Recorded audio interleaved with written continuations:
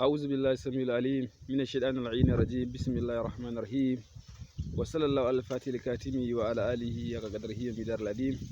yan uwa barkanmu da warhaka, barkanmu da sake saduwa a wannan channel ta ku mai albarka wato Gajimare TV. Hakika wannan channel ce mai albarka wacce daga lokaci take kawo muku wato magunguna da asirai wato mujarrabai waɗanda mafi yawanci duk asiraran da aka baku ana sai da aka aikata su sannan muga ingancin su, muga ya kamata a bawa al'ummar ma'aiki domin wato samun addu'a daga bakin mutanen kirki. To alhamdulillah a yau ma wannan channel mai albarka ta ƙara kawo muku wani katafaren sirri na karya samu. Ina wanda yake so ya karya samu ko kuma wani jifa ko wani makar da aka yi masa ko abin da aka hada shi da wato iska, wanda yake so ya karya wannan abin to sai biyo mu sannan a hankali a wannan channel tamu. Idan kai bako ne cikin wannan channel sai ka daure kai mana like, kai mana subscribing, kai mana share ga bidiyoyin mu domin wato al'umman ma'aiki sallallahu alaihi wasallama su amfana da irin waɗannan sirrika masu albarka. Alhamdulillah, don haka mutum zai wato yi nafila, zai yi niyya yayi nafila raka'a 12. Bayan ya yi nafila raka'a 12 sannan zai kowace bayan fatiha zai karanta falamma alqaw qala musa ma jitum bihi sir inna allaha sayubdiluhu inna allaha la yuslihu amal mufsidina. Ma'ana bayan fatiha wannan ayar mutum zai karanta kafa wato 33.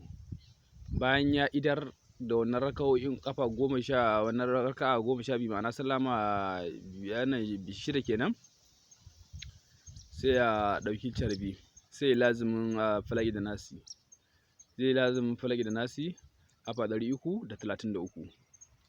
bayan ya yi lazimin falaki da nasi kafa 333 sai ya daga hannu ya roki Allah dukkan wani sihiri ko wani sammu ko wani kaman baka da aka yi masa ko wani abin da aka hada da iska na tsayawa harkokinsa na dakulewar al'amuransa da suka tsaya cak, to Allah ka raware su albarkacin annabi da alkur'ani sai mutum ya addu'a sai ya shafa.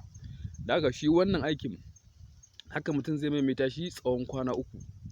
yawwa bayan ya maimaita shi tsawon kwana 3 idan ya kammala sai yi saraka da abin da ya sawwaka. Amma kafin haka duk sanda zai fara aikin sai lalabi sabulun falaki da nasi. Sabulun falaki da nasi shi sabulu ne yake taimakawa gurin wato taimakawa aiki gurin wato kammaluwa. Kowane aiki yana da buƙatar dafa'i wanda za ka yi kafin ka fara aikin. Shi kuma wannan sabulun falaki da nasi a karan kansa yana warware sammu, yana maganin iska, yana maganin tsayawa harka, yana maganin wato dukan wata damuwa wanda ya zamanto a jikin mutum aka yi masa, to albarkacin ma'aiki inda kai amfani da wannan to dukan wani abu zai wanko shi, zai zamanto ka samu kubuta da salama a kan wannan rashin lafiya ko wani larura da kake tare da ita. Da haka wannan sabulu ingantacce ne wanda wannan kamfani mai albarka Darul Fasahati wal Hikima yake samar da shi.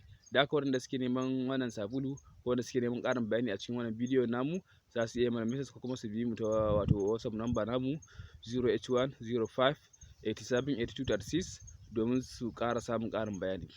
Muna yi muku fatan alkhairi daga naku mabocin wannan tasha Dr. Nafi Abubakar, Najeriya, Kano. Assalamu alaikum wa rahmatullahi ta'ala wa barakatuh. Masoya annabi rahama sallallahu alaihi wa sallama.